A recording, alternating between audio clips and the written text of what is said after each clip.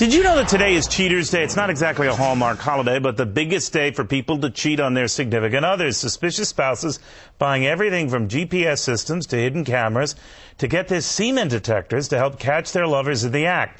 My next guest sells all of this stuff, has seen it all. His business is booming. I don't know whether that's a commentary on all of us. Todd Martin is the CEO of Brickhouse Security.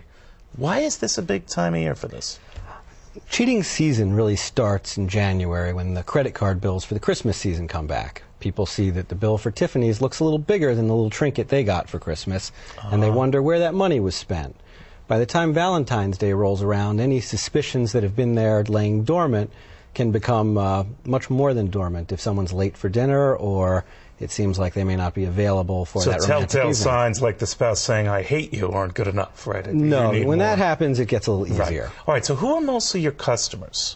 The customers for these types of products that are calling January through February during cheaters season are spouses who just don't know. Men or women? Mostly women? Equally. Really? Equally. Men and women equally. Now the SemenSPY thing, pray tell, how does that work? The SemenSPY actually started off as components from a rape kit that was for police, but has been remarketed for consumers, originally for finding out if teenagers were sexually active, has become incredibly popular at this time of year with spouses. Really? Okay, now, the people who get this stuff, I mean, obviously they want proof that the spouse, girlfriend, boyfriend is cheating.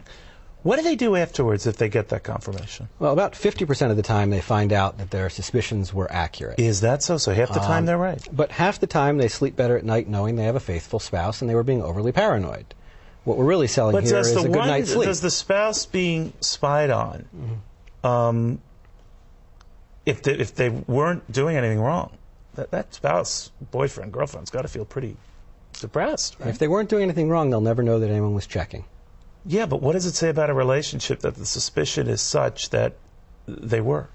The sad fact is if someone is cheating, then the honesty in the relationship is beyond the point where an honest conversation of asking, are you cheating on me, not that I'm asking you, right, is going to come back with an honest answer.